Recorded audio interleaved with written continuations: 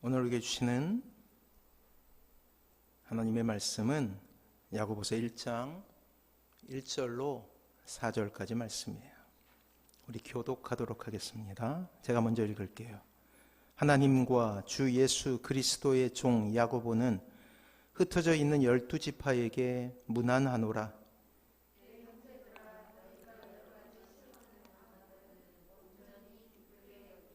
이는 너희 믿음의 시련이 인내를 만들어내는 줄 너희가 알미라.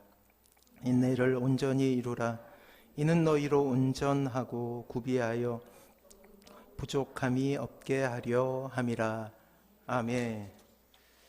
어떤 사람이 이렇게 소리치고 있습니다. 매 순간이 감동이다. 참으로 멋진 고백 아닙니까? 매 순간이 감동이다.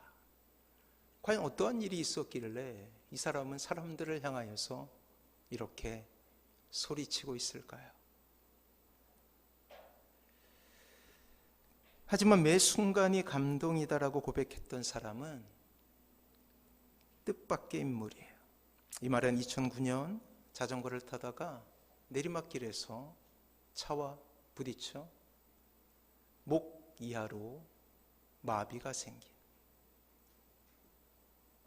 그런 미국의 버크라는 사람의 이야기입니다.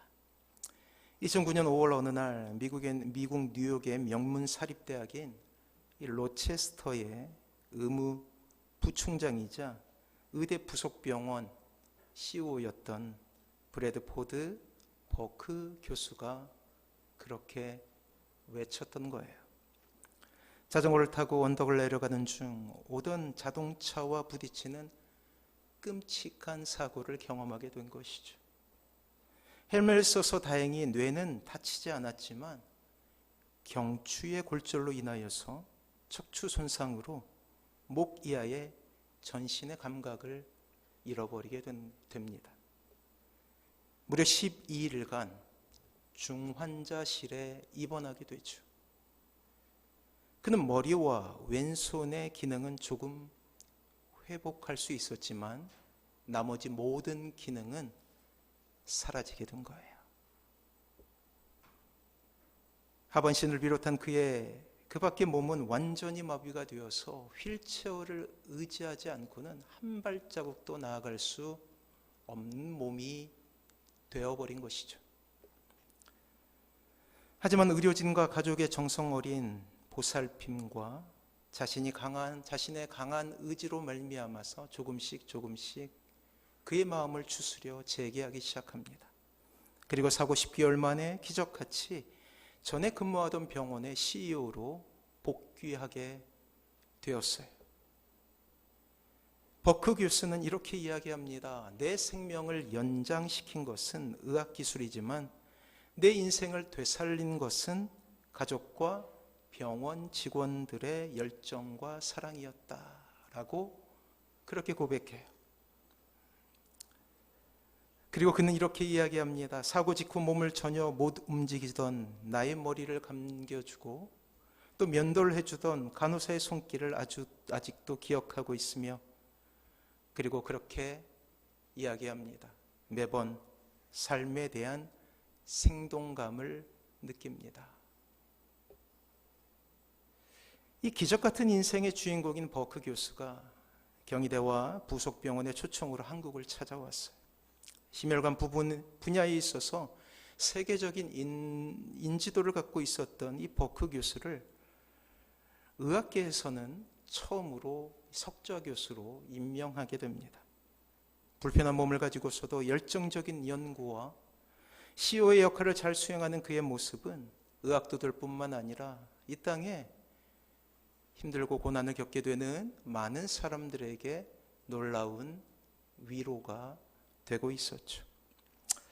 사랑하는 성도 여러분, 사람들에게 감동을 준다는 것은 단순한 일이 아니에요. 그저 감동을 받고 말지만 그 인생으로 감정을 이입해 보면 얼마나 답답했을지, 얼마나 깜깜했을지, 얼마나 짙은 어둠이 그의 인생 가운데 내리게 되었을지, 얼마나 힘든 절망이 그에게 찾아왔을지 깊숙이 묵상하지 않아도 우리의 마음속에 참으로 깊은 그러한 절망을 주게 됩니다. 하지만 그는 이 세상을 향하여 이렇게 외치고 있어요. 매 순간이 감동이다. 사랑하는 성도 여러분, 놀랍게도 신자의 기쁨은 개인의 행복에서 끝나지 않아요. 이 버크 교수가 매 순간이 감동이다 라는 것으로 자신의 인생을 해석하고 고백할 때 많은 사람이 같이 기뻐할 수 있었고 또 도전을 받을 수 있었듯이 말이에요. 이 적박한 세상을 향하여 외치는 신자들의 기쁨의 소식은 확성기가 되는 거예요. 확성기. 지나는 세상 속에서도 좌절하지 않고 웃는 신자를 보며 세상은 분명히 이렇게 질문하게 되겠죠. 여러 번 말씀드리지 않았습니까? 그렇게 힘든데 너는 왜 웃니? 왜 즐거워하는 거야? 왜 기뻐하는 거야? 이상하게 여기며 여러분들에게 묻게 되겠죠. 이러한 선한 질문, 이러한 선한 궁금증에 대해 신자는 대답할 필요가 있어요. 오늘 본문은 지난주에 이어 세상이 알지 못하는 신자의 기쁨에 대해서 이야기하고 있습니다.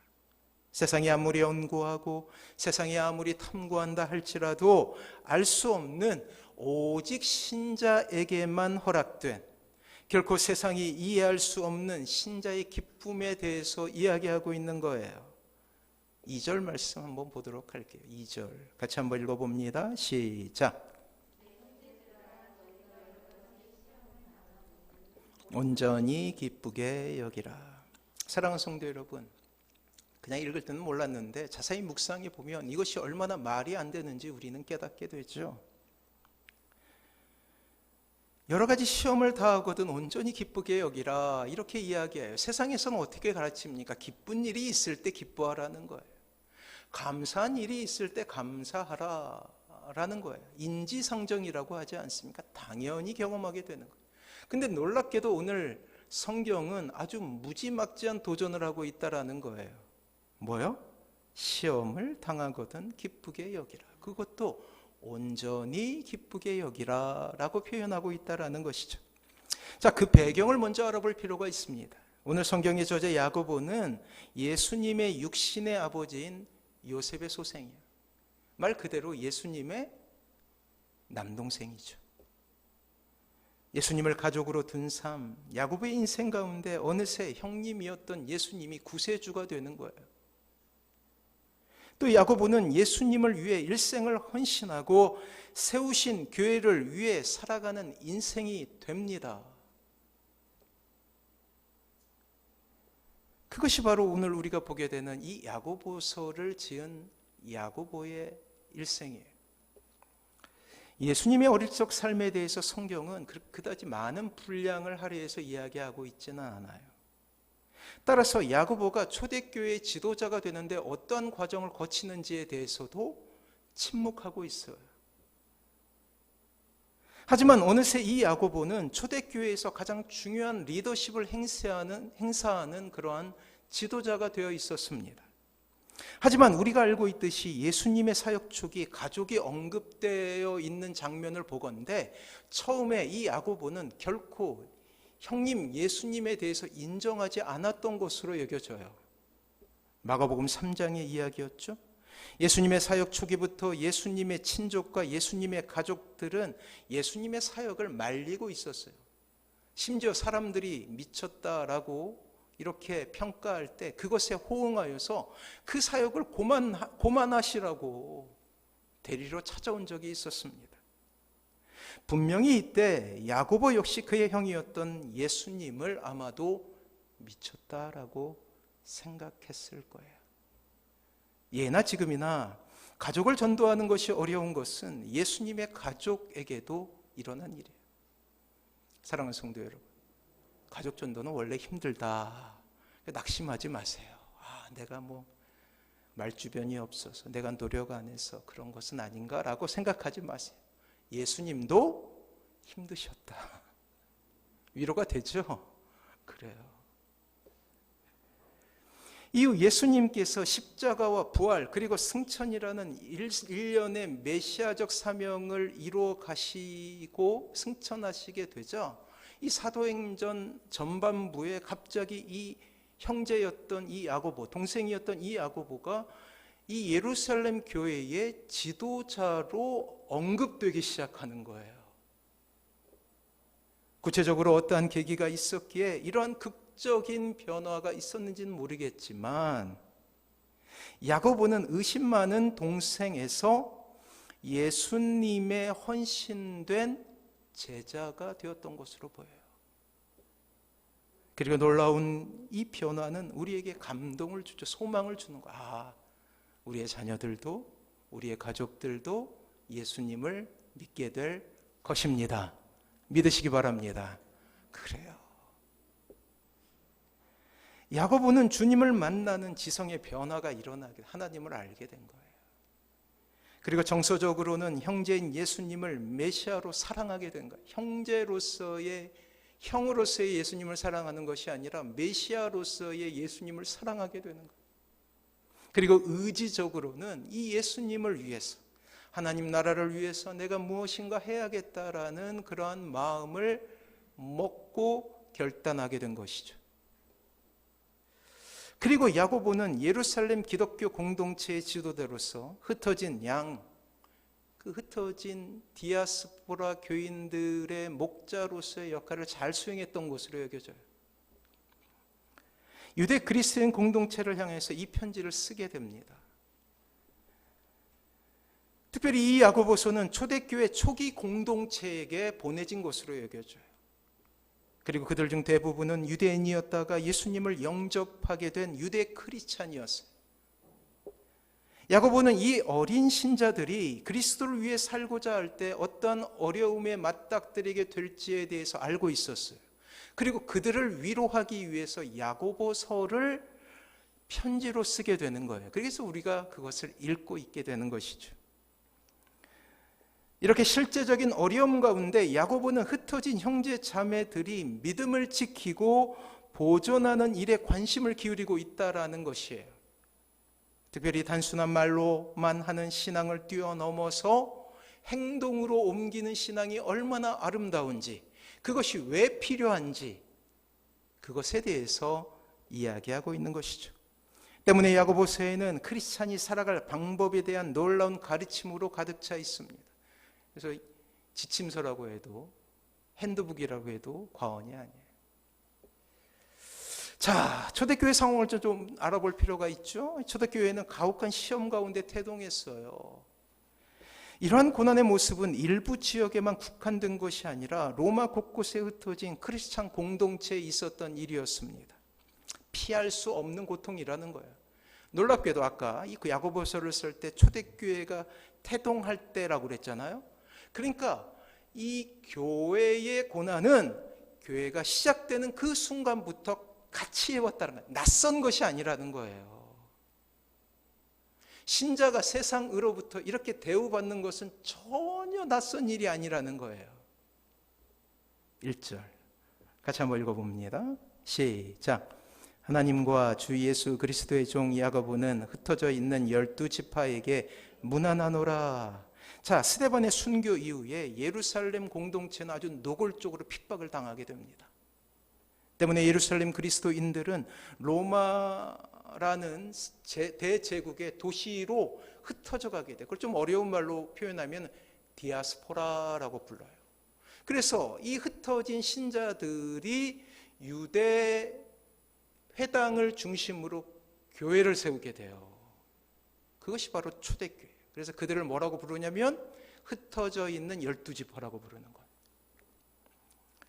야고보서는 이 짧은 인사말 뒤에 이어 고난에 대해서 아주 과감한 도전을 하고 있습니다. 그냥 서론을 길게 갖지 않아요. 이 야고보는 좀 성격이 급했던 것 같아요. 베드로와 같이.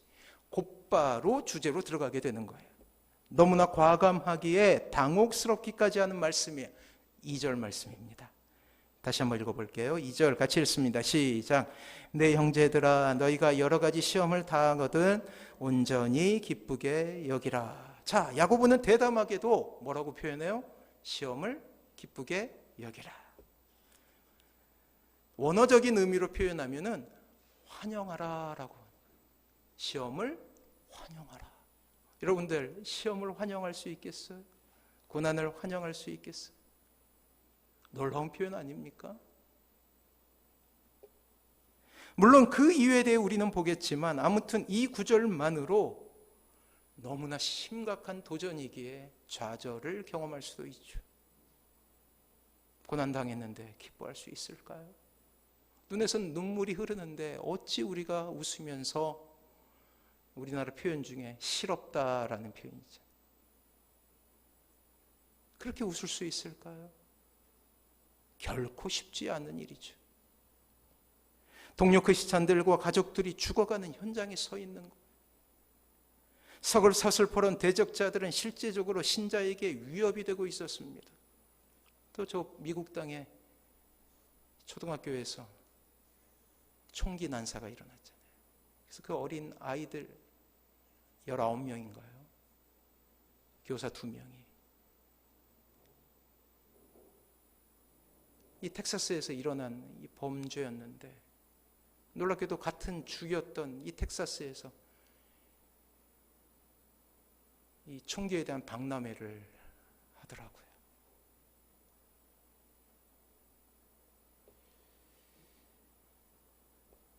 사람은 안 바뀌는 것 같아요.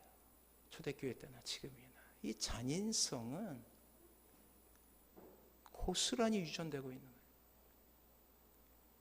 서슬퍼런 대적자들은 실제적으로 신자에게 위협이 되고 있어요. 그리고 이미 초대교회에는 신자들을 낙심케 하는 일이 하나둘씩 신자를 공포에 빠지게 했어요. 인터뷰를 봤는데 어떤 아버지가 막 울면서 이야기해요. 이러한 일이 미국에서는 일어날 수는 없습니다. 일어나서는 안 됩니다. 얼마나 서럽게 울던지. 그 핵심은 총기를 규제해야 된다라는 거예요. 피해자가 돼보니까 알겠다. 그 며칠 뒤에 박람회가 일어났다. 알고 봤더니 그 사람이 그 지역에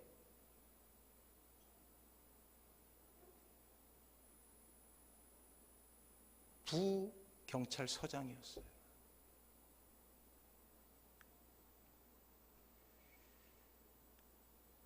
사랑하는 성도 여러분, 당시 유대 지방을 다스렸던 헤롯 왕은 교인들을 체포하고 요한의 형제 야고보를 처형했어요. 이미 첫 번째 순교자가 나왔다고요.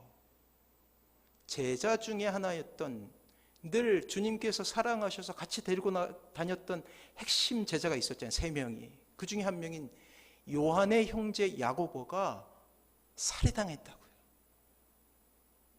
얼마나 두려워요.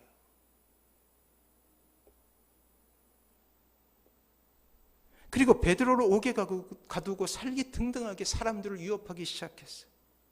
예루살렘의 많은 교인들이 법정으로 끌려가는 모습을 눈으로 지켜봤습니다. 자신 또한 끌려가기도 했어요. 그리스도를 주와 구주로 공개적으로 고백한 이들은 협박과 회유를 받게 됩니다. 가족들이 회유한다고 생각해 보세요. 엄마 오늘만 나가지 마, 제발. 그럼 어떻게 하시겠습니까? 문제는 이러한 소문과 고통이 신자들에게 낙심과 의심을 낳게 했다라는 거예요. 그러하기에 야고보는 고난이라고 부르지 않아요. 뭐라고 불러요? 2절 보세요. 뭐라고 불러요? 시험이라고 불러요. 시험. 어떤 사람은 시험을 잘 이기지만 또 어떤 사람은 이 시험 가운데 낙심하고 있었고, 놀랍도록 전염성을 가진 이 낙심은 교회 전체를 지배하고 있었다라는 것. 심지어는 디아스포라, 흩어진 12지파였던 디아스포라 교회까지 영향을 미쳐서 그 교회에 있었던 많은 신자들이 영향을 받았어요. 마치 이 시대처럼.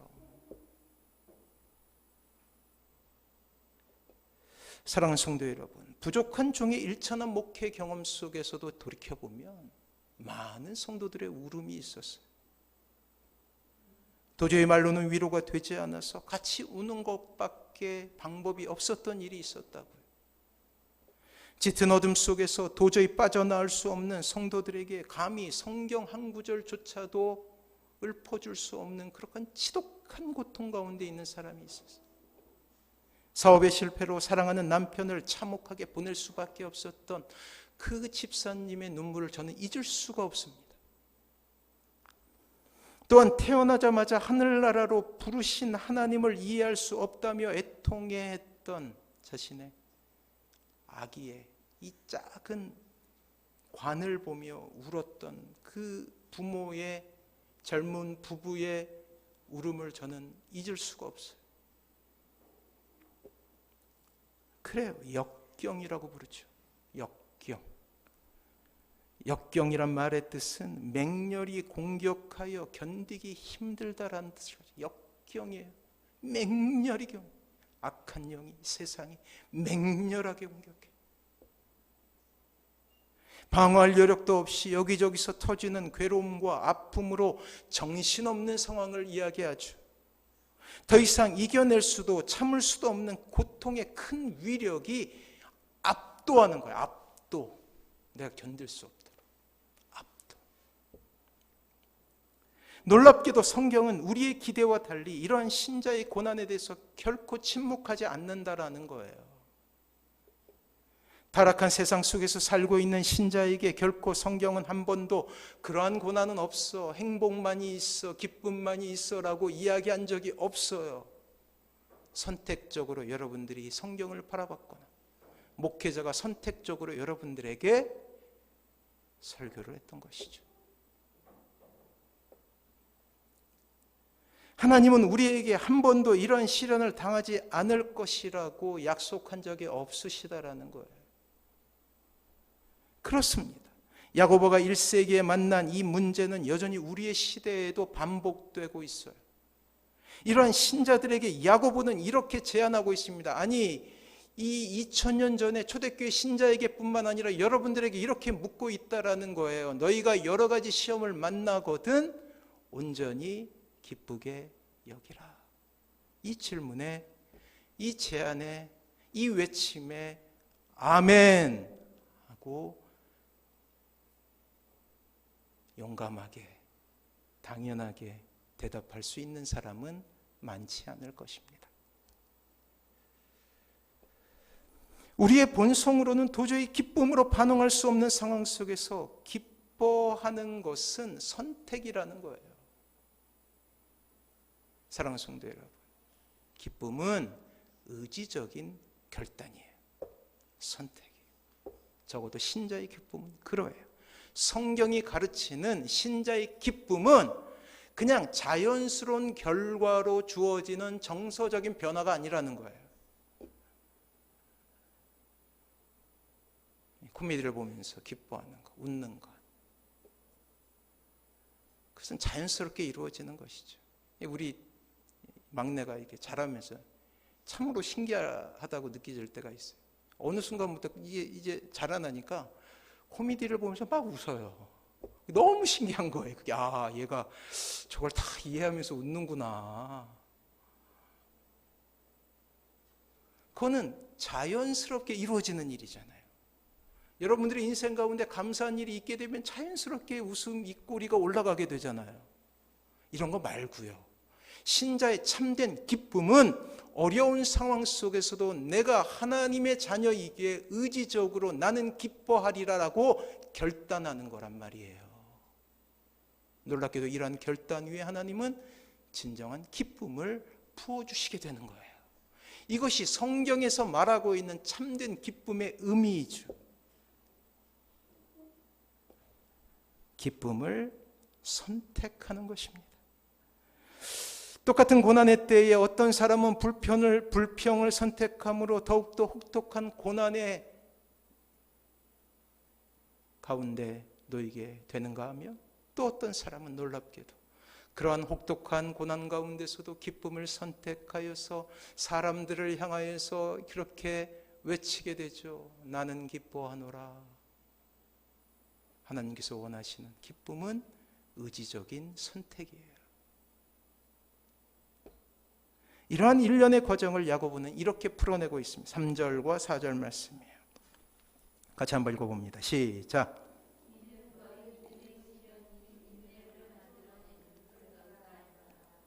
인내를 온전히 이루라. 이는 너희로 온전하고 구비하여 조금도 부족함이 없게 하려 함이라. 자, 신자의 삶에 일어난 이 일련의 과정을 우리는 기억할 필요가 있어요. 신자가 기쁘고 행복한 사람이 되는데 어떻게 그 과정이 이루어지는가를 알 필요가 있다고요. 각 단계는 전 단계를 거치지 않고 이루어지지 않습니다. 왜냐하면 하나님은 과정을 사랑하시는 분이기 때문이에요. 그렇게 믿음의 시련이, 고난이 인내를 만들고, 인내가 신자의 삶을 온전하게 하고, 이 온전한 삶을 통하여서 신자가 결국은 기쁨의 사람이 되는 이 일련의 과정을 우리가 기억해야 된다는 거예요. 앞에 두 단계, 신자의 믿음이 시험받게 되는 과정은 힘들어요. 우리가 기쁨의 과정, 이 결론에 도달하기까지 힘든 과정이 있구나 이해하시면 돼요. 첫 번째는 믿음의 실현 과정이에요. 어쩔 수 없어요. 또 두 번째는 인내라는 과정이 필요하잖아요. 이때도 힘들어요. 그래서 우리가 이제 나와서 이제 임상을 해야 되지 않습니까? 어려운 일을 당하게 되었어요. 힘든 일을 당하게 되었어요. 믿음의 시련이 일어났죠? 그럼 어떻게 해야 돼요? 힘들어요. 그럼 마음속에 뭘 결단해야 되는 거예요? 내가 그래도 기뻐해야겠다. 근데 이 둘 사이에 충돌이 일어나고 있는 거예요. 여전히 쉽지 않다. 그리고 이제 인내의 과정 속에 들어가게 되는 거예요. 이때도 쉽다, 어렵다? 어렵다, 어려워요. 그럼에도 불구하고 기뻐하기로 내가 무엇을 해야 돼요? 작정해야 돼요. 결단해야 돼요. 그리고 나서 비로소 우리의 인생 가운데 진정한 기쁨이 찾아오게 되는 거예요. 상황과는 상관없이. 이것이 신자가 누리게 되는 이 땅에서의 기쁨의 정체가 되는 거예요. 대부분의 세상 사람들은 시험을 피할 때 행복하지만 신자는 그 고난 가운데서 임재하시는 하나님에 대한 경험을 누리며 의존함이 주는 행복을 아는 사람인 거예요. 다시 한번 말씀드릴게요. 잘 들으세요. 신자는 그 고난 가운데 임재하시는 하나님에 대한 경험을 누리며, 고난당하고 있잖아요. 이때 비로소 깨닫게 돼요. 그럼에도 불구하고 하나님이 나를 사랑하시는구나. 평상시엔 몰라요. 잘 모르잖아요. 우리 아이들을 이제 키워보면 알잖아요. 평상시에 고마운 줄 압니까? 모르잖아요. 그러다 갑자기 이 아이들의 표정이 변하면서 갑자기 애교가 섞인 아빠 뭐 사줘. 그리고 그들은 인내의 과정을 통해서 그것을 얻어내기 위해서 최선을 다하게 되죠. 매일매일 검색을 합니다. 매일매일 아빠한테 물어봅니다. 매일매일 강요를 합니다. 인내의 과정이. 움직이지 않는 부모의 마음을 움직이려고 얼마나 고난이 되겠어요. 그러다가 아빠가 결단을 하게 되죠. 그래, 내가 사줄게. 그런 기쁨이 넘쳐요. 무엇을 통해서? 아빠만이 그것을 사줄 수 있다는 것을 깨닫게 되는 기쁨. 그리고 그 물건을 손에 쥐었을 때 어떻게 됩니까? 네, 세상을 다 얻은 것처럼 기뻐하게 되죠. 그리고 어떻게 돼요? 곧 까먹어요. 그리고 함부로 대하기 시작합니다. 아빠를. 고난을 겪을 때 체험하게 되는 거예요. 아빠가 필요한 사람이구나. 그리고 얻고 나서 어떻게 해요? 까먹어요. 또 그것을 반복하게 되는 거예요. 우리가 고난을 당하게 되면 하나님이 필요하구나. 내 인생 가운데. 하나님이 계셨구나. 피난처로 계셨구나라는 것을 깨닫게 된다는 거예요. 그리고 두 가지 과정을 거치죠. 믿음의 실현, 그리고 인내. 그리고 의지적인 선택을 통해서 기쁨을 쟁취하게 되는 거예요. 사랑하는 성도 여러분, 기쁨은 그래서 감정이 아니라 의지적인 선택이라 할 수 있어요. 숙제를 드립니다. 선택해 보십시오. 물론 처음부터 쉽지 않아요.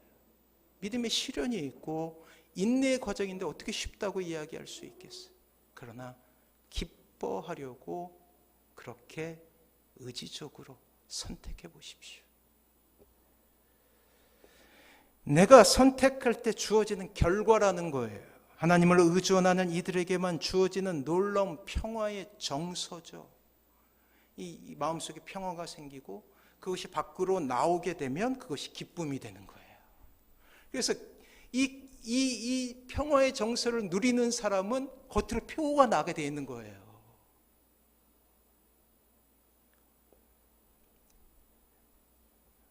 옛날엔 그랬잖아요. 지금은 이제 안 그런데 옛날에 이제 길을 걸어가다가 저기에 이제 지폐 한 장이 떨어져 있으면 어떻게 하나요?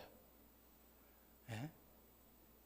가서 탁 밟죠. 밟아요. 그리고 입꼬리가 싹 올라가잖아요. 예? 지금은 이제 CCTV가 있어서 안 돼요. 이제 뭐 이제 파출소에 가서 근데 숨길 수가 없어요. 이 밟았다는 사실에, 내가 먼저 밟았다라는 사실에 입꼬리가 살짝 올라.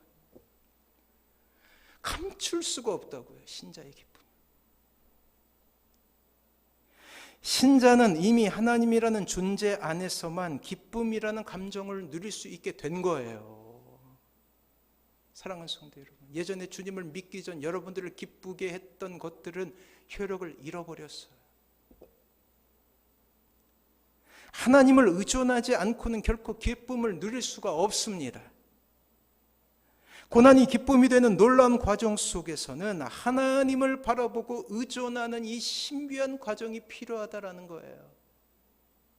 기뻐하는 일 때문에 기뻐하는 것이 아니라 하나님을 의존하는 것 그 자체로 기쁨을 누리게 되는 거예요.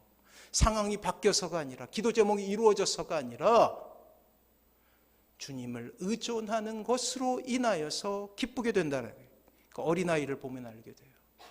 갓 태어난 어린아이가 누구만 기뻐하냐? 엄마만 기뻐해요. 아빠가 서운해할 정도. 그래서 여러 번 말씀드렸지만 이 낯가림의 시간이 있잖아요. 엄마 외에는 모든 사람이 다 싫은 거예요. 다 울어요. 그래서 엄마만 기뻐하는 거예요. 하나님이 이러한 과정을 주시는 것은 인간은 이러한 사람이라는 것을 보여주시는 거예요. 하나님만으로만 기뻐하는 사람이라는 거예요. 우리는 세상은 인정하지 않죠. 또한 3절 말씀에 야고보는 인내라는 단어를 사용하고 있습니다. 인내는 오랫동안 하나님을 신뢰하는 것을 의미해요. 오랫동안 시간이 필요해요. 그 자체로 믿음이라는 뜻이죠. 이것을 표현하기 좋은 그러한 광물이 있어요. 다이아몬드가 있지 않습니까?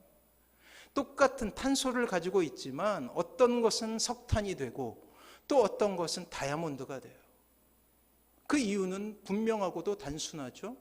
다이아몬드가 되는 이유는 높은 압력과 열을 견딜 때 다이아몬드가 되는 거예요. 이 짧은 이야기는 이 땅의 신자에게 필요한 고난이라는 것에 대한 관점을 주게 되는 거예요. 참된 신자에게 고난은 나를 단련하고 나의 삶을 빛내고 세공하신 주님의 이름을 높이게 되는 수단이 되는 거예요. 그래서 정도에는 차이가 있을지 모르지만 모든 신자에게는 고난의 때가 필요하다라고 이야기할 수가 있어요. 그래야 하나님을 사랑하게 돼요. 그래서 고난을 기뻐함으로 누리게 되는 가장 적극적인 믿음의 모양이 바로 기쁨이라고 할 수가 있어요. 단순히 시험을 버티는 것이 아니라 그 시험을 영광으로 바꾸고 이기는 힘이에요. 세상 사람들에게 인내는 이를 악물고 참고 견디는 것이라면 믿는 신자의 인내는 고난을 기뻐함으로 누리게 되는 믿음을 표현하는 수단이 되는 거란 말이에요. 마치 파도를 즐기는 서퍼에게 모든 것을 파괴할 정도로 가공할 만한 파도가 더 큰 기쁨을 주듯이 말이에요. 사랑하는 성도 여러분, 야고보는 우리에게 인내를 온전히 이루라라고 이야기하고 있어요. 어디 쉬운 일인가요?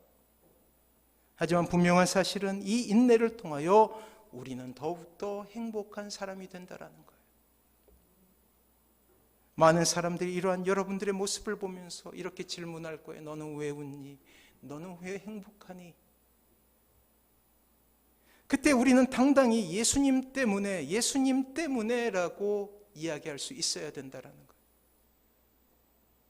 사랑하는 성도 여러분, 이왕 당하는 고난이라면 그 고난을 이기기 위해 불평을 선택하는 것이 아니라 기쁨을 선택해 보십시오. 연습을 한번 해보세요. 한 주 동안 내가 얼마나 기쁨을 선택했는가.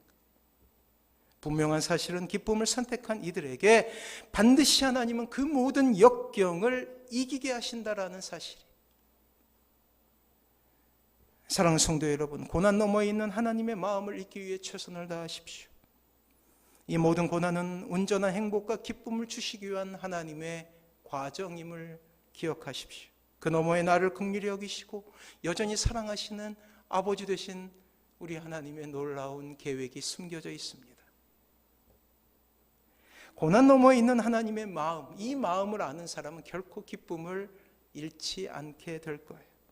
그리고 그 모든 시련이 다 끝난 뒤 너무나 아름답게 성장해 있는 여러분들을 보게 될 거예요. 그리고 사람들은 묻게 되죠.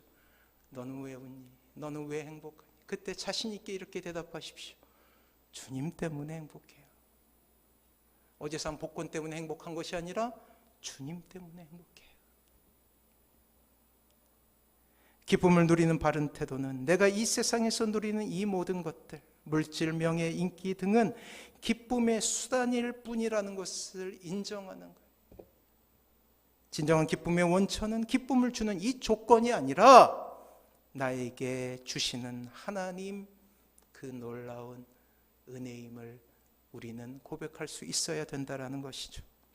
사랑하는 성도 여러분, 이왕 고난이 피할 수 있는 것이 아니라면 기쁨을 선택해 보세요. 두 가지 길이 있어요. 울 것인가, 기뻐할 것인가. 기쁨을 한번 선택해 보시라고요. 더더욱 기쁨의 원천이신 하나님께 집중할 때 우리는 신자만이 경험하게 되는 놀라운 기쁨을 소유할 수 있게 될 것입니다. 이 놀라운 은혜 가운데 서시는 사랑하는 모든 성도님들 되시길 주님의 이름으로 축원합니다.